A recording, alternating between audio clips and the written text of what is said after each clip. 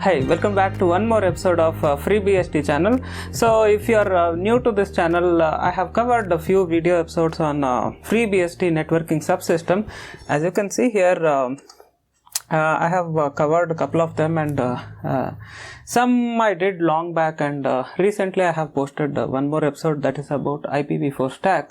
And after that, the last video I posted about FreeBSD layer 2 bridging and how you can set something like that in a FreeBSD system.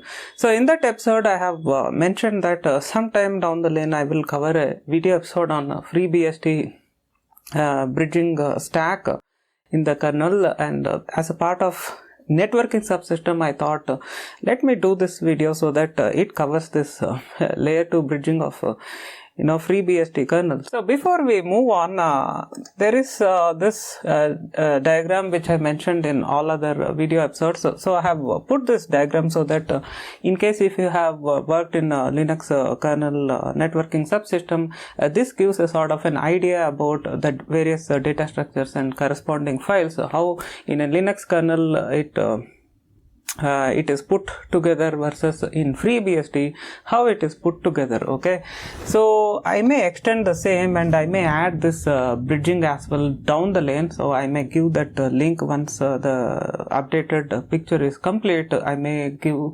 the link to this website of Linux channel so that you can go there and you can get that sort of comparison. But as far as I have gone through the FreeBSD sources, it is really good when I compare it with the Linux kernel, especially the bridging aspect. The bridging stuff is inside this folder and it is dispersed in various files in the case of Linux. Okay, you can see here it is in the net bridge, and of course this will contain this BR forward, and you have all that bridging aspects. But I spent more than a decade in Linux kernel stuff, but when it comes to bridging I never had time to go through various APIs and data structures, and moreover it is a bit confusing. Okay, so it is also dispersed in various files, but when you see the FreeBSD aspect, it is really good. I was going through the network stack, the bridging stack of FreeBSD, and everything they neatly put together in one single file. Of course the file is quite huge, unlike the case of Linux, it is put in multiple files, but it is quite confusing. In the case of FreeBSD, it is very nice code, very nicely put together, and also you can map the bridging aspect. When you go through the theory, we have this bridging table and various other stuff, and also this adding the bridging ports and other stuff, and also the core bridging. So this as it is, we can correspond when you slowly go through the APIs and also the data structures, we can correspond this flow in a stack like a FreeBSD layer 2 bridging stack. So if you explore the same, you can find after the license information you can find some sort of documentation here and there, and below that it starts with a few APIs. So there is no header file where it is put inside some other header file, which again it is quite cool because it is easy to learn, easy to understand. There are no much multiple files, it's all everything put in one file, most of the things actually. So you can see here this contains some of the important data structures. Okay, so you can see after that your API list starts, and then your actual API implementation. So that's about it. So there are various components to the same. The STP part they have put in another stuff which is bridge stp.c or something like this. Okay, so what we do is we don't cover about the STP part because it diverts the attention. It's not a video episode on STP stuff. It's about bridging stack in FreeBSD. Okay, so if you again hop onto this ifbridge.c, by the way, this is inside this user src sysnet and then this file. Okay, this is the one thing in FreeBSD I always get I'm unable to get accustomed is that file path, which is not quite easy compared to Linux kernel file path, because kernel is quite self-evident. Everything about networking other than network drivers will be in net folder, everything about device drivers will be in driver folder, and within the driver folder you will find various other drivers with respect to the category. Some are video drivers, sound drivers, and stuff like that. And then any generic header files will be in the include path, and within that you can get that hierarchy of the same.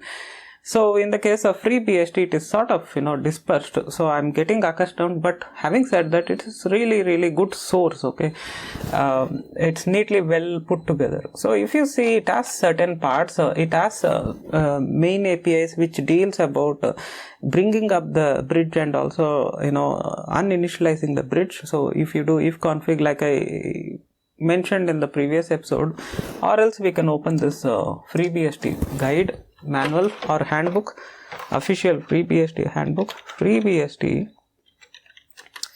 bridging. Yeah, so this is the official guide. You can see here, these are the various commands with which you can bring a layer 2 bridge, and that's what I have demonstrated in the last episode. Okay, you can see here if config bridge, and then you can tell add members, and then finally you can bring up, and before that you can do this if config bridge create. So same thing, you will have APIs to initialize the bridge, and also when you do when you remove the bridge interface, it will also have that uninitialized APIs. So other than that, you can see here it has this bridge forward. In the case of Linux, it is something called as BR forward. Okay, you can see here this is the API, and if you match with the Linux source, you have something called as this BR forward. Okay, so if you come down somewhere, you can find this underscore BR forward, which means it's internal API, the core API, and this is the external API, which is just BR forward. So this is how it is. But in the case of FreeBSD, you have something like this, the bridge forward. So you have this initialize and other stuff.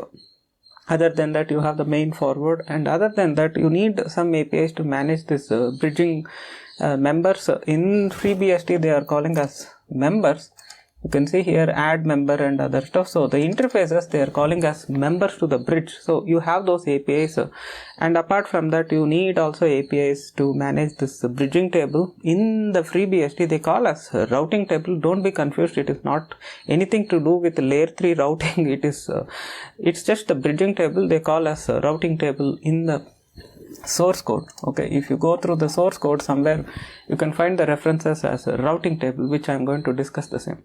Apart from that, you have APIs to enable, disable those, to add and remove those member ports and other stuff. So this is what. So if you see here, if you go down, let us skip some of these APIs. Let's just hop on to some important ones, so that it gives that overall big picture, and also you can visualize, okay, this is what it is happening. Okay, so if you come down here, you can see it has certain these kind of ops. You can see here bridge, ioctl, add, and the del and other stuff. So it looks like when you do this in user space, okay, this commands in user space, it internally communicates to the kernel bridging modules via IO control APIs. So you have that part from that ioctl, it has to invoke that corresponding API. So it looks like this table has this registration, so you can see that it has this ioctl part of that. So you can see it is almost corresponds to whatever actions you do in the user space, they should have corresponding IO control part in the bridging stack as well to handle that specific APIs. So next, if you come down, you can find or else if you go a little bit all the way down, you have this main bridging init and uninit APIs. Let's just go to init, or else search as bridge init. The code is quite huge, because this is not like as I said, this is not like Linux source code. yeah, you can see here it has this main init API. So this looks like maybe this is something, it may correspond to this, I'm not sure. I just gone through the source code quickly. So it looks like this is the main init API, and also you have this bridge top and other stuff. Okay, so this is one part, and other than that, you can see it has this bridge forward, like we have seen it's a prototype earlier. So here is the actual implementation. Here if you come down somewhere, you can also find this interesting APIs, okay, so which correspond to that table entries and other stuff. Okay, so let's just go here. You can see here add bridge routing entry. So when you do the bridging, it maintains this table called as MAC table, or we call in a bridging core or a switch core as ASIC table and stuff. Okay, so looks like this is the table. You can see here it has this main data structure routing node, and this itself is put in the initial part soon after that file headers as I showed those structs. So this also contains over there. Okay, so this bridge routing table update is like when you connect a new system to that bridging port, it will learn that MAC address, and then it has to populate which port, which MAC address or addresses are connected. So looks like this does that part. So if you copy this data structure and if you search the same, you can see it's sort of respective APIs, and then if you go up, you can see it's entire struct. So if you notice this struct, you can see this looks like sort of a list, like a linked list. So apart from that, you can see its main member variable is this BRT address, so which is nothing but a MAC address. You can see here ether address length, which means it's not to be confused. Although they mention as a routing table, it should not be confused with layer 3 routing. It's not anything related with routing. Okay, so this is pure bridging, layer 2 bridging, and it is learning this MAC addresses of that frames whatever it receive, and then it is putting forward those entries inside this bridge table. So that's what is happening, and this is the specific table entry. So you can see it is not a list with that specific node. They are trying to create a sort of a list, okay, some sort of a linked list or something. So you can see here it should have this main entry, which is the MAC address itself, and then it should have some type of port reference or something like that. So you can see here it has this destination interface, which is the port which this MAC address is connected to that bridging interface, okay, or that member whatever you have added. Okay, so you see here its data structure is a bridge if list, and if you go here top, you have that struct bridge if list, and inside here you can see it has that stuff over here, and it's just a mention of interface part of making the bridge. So technically when you do this add member or something, each time it will create an instance and then it will put forward this port entry. So that's what is happening. You can also see it also has this entry of max number of addresses for that specific interface. You should understand sometimes to this bridge port you can connect all the way multiple systems via some other bridge port, and you can connect these two bridge ports. So one port may have multiple MAC addresses. So that's what is essentially happening over here. So that's what they have put all these limits and other stuff. So you can find the source. So if you come down and search member or something, you should be able to find its corresponding APIs. Member, yeah, you can see here bridge delete member, so which means you are removing this add member and delete member or something should correspond here, and it should happen through those IO control APIs. When you invoke in the user space, it happens, it communicates to the kernel module through that IO control interface, and then these things should happen. Okay, so that's what. and also yes, you have this routing table in it and other stuff, and also you have this timer stuff. I feel this timer should do the work of keeping that timer of how much time a specific entry should exist in the bridging table.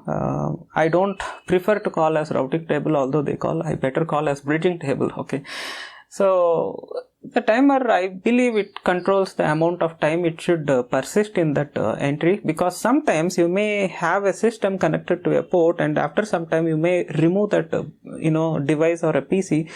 And what happens is, after some time, of course, if the port goes down or something, through that state, it will remove or flush all these entries. Or if this is connected to some other switch, it may have multiple entries. In that case, if you remove some system, after some time it has to remove that particular MAC address or something. Maybe the timer may control those aspects. Okay, so that's what. So it's just an assumption, I'm not concluding. It's just a simple common sense, because if you learn about the architecture of any layer 2 bridging, these are the things any standard switch or a bridge does. Okay, so just we are trying to extrapolate these things, how they must have architected in the case of FreeBSD source, and try to get a high level design aspects of the same. Okay, so that's what. Yeah, other than that, you can see here RT flush, it is removing all this addresses from the bridge, and also this performing an aging cycle, and it is doing, if anything is aged out, then you have to remove the same and stuff like that. So most probably these APIs may handle everything related to that RT table, R table, which means routing table. Okay, so further, there are a couple of more APIs caught my attention. I'm just searching for the same, if anything is also interesting other than this.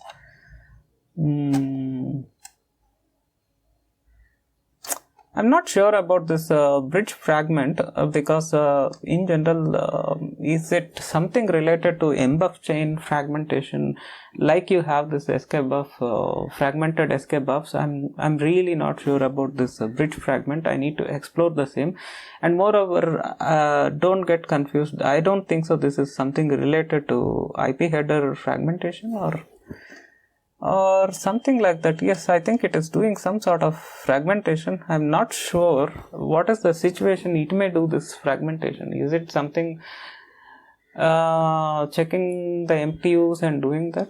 I'm really not sure. Okay, I need to investigate this part of the code. It also caught my attention. I just noted down why it is having this kind of an API like bridge fragment. I don't think so we will ever find such an API in Linux source. Bridge, and somewhere in the TX path you should able to find it out, because one side, if the port MTU is big and one side the port MTU is small, then it has to do this fragmentation effectively. But in general, I've never seen an API like this in Linux source. I need to see before I conclude. Okay, so I'm not sure about the same. I need to check, and you can see here you have this APIs to check the link and other stuff. I believe that's what, whenever the link goes down, it should effectively, technically, it should flush all that table entries. Okay, that's what the design says. We need to see how the FreeBSD also does by putting some type of debug and other stuff. Okay, so and yeah, so looks like these APIs does those things actually.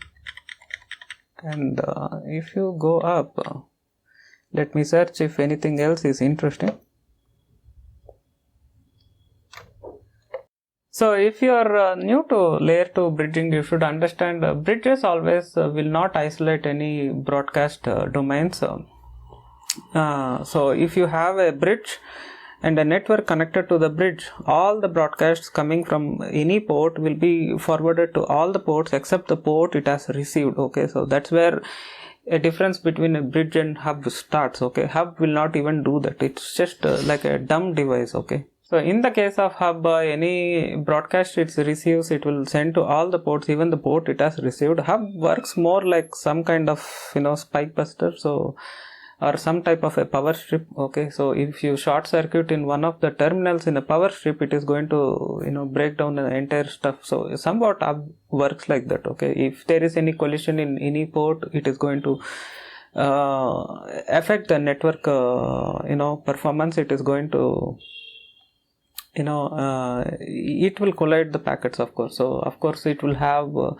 no control over that, versus again bridges or switches, when there is any collision, there is no question of collision, because each port is dedicated for a specific device, or this port you can connect it to another switch and stuff like that. So there is no question of any sort of collisions happening in a specific port.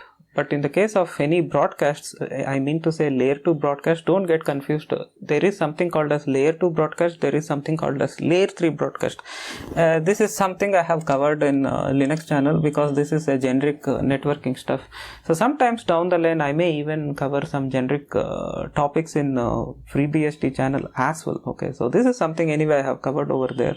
You can have a look. The entire episode is all about unicast, broadcast and multicast in the context of layer 2 and in the context of layer 3, and not to be confused. Okay, so if there is any broadcasts, layer 2 broadcasts, the switch will always accept, and also it is going to send to all the ports. So it is very crucial, like I have demonstrated in the recent episode of FreeBSD, setting up a layer 2 bridge. If you set up any time a layer 2 bridge with whether it is Linux or FreeBSD, always your network interface should support promiscuous mode, and it should exist in promiscuous mode, so that it accepts all unicast frames, layer 2 frames, and then it can process inside the software layer or else in the kernel. Okay, Linux or FreeBSD, whatever it is. Okay, so the switching stack within the kernel. So you have to enable the promiscuous mode so that it gets all the unicast frames, and it should automatically accept all the broadcasts also. Okay, and it is also going to send this broadcast to all the ports other than the port it has received. So it should have that particular logic inside this source code as well. Okay, so it should send always it should forward always broadcast frames, and other than that, sometimes you may have layer 2 multicasts, and it should handle those multicasts also in a different way. So one example of a multicast is STP protocol. There are other various multicast protocols. Again, this is something I have discussed in this Linux channel, networking L2 L3 unicast, multicast and broadcast topic. Okay, so with this I think I would like to conclude the same. There are so many things which is happening, but I don't want to cover each and every aspect. There is also this output, and you can see it's a documentation. Send output of a bridge member interface. This performs a bridging function. I believe this is something to do with the packet RX and TX, whatever it is. Maybe I'm right, maybe I'm not. Okay, so down the line I may do much more elaborate sessions on the same. This is a bridge stop bridging interface. I think this should correspond to you can see here netdiff running and if drive running or something. So I think this should correspond to if config this command, if config bridge down or something like that. Okay, most probably it should correspond to some sort of a API call like this. So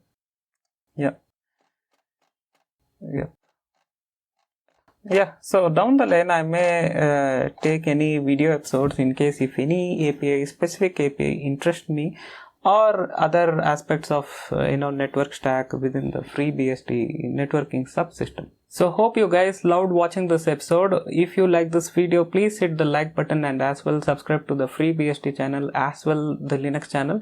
So if you have any queries, be in touch via mail as well. You can post your queries in comments as well. Thanks a lot for joining me. Stay tuned. Have a nice day. Bye bye.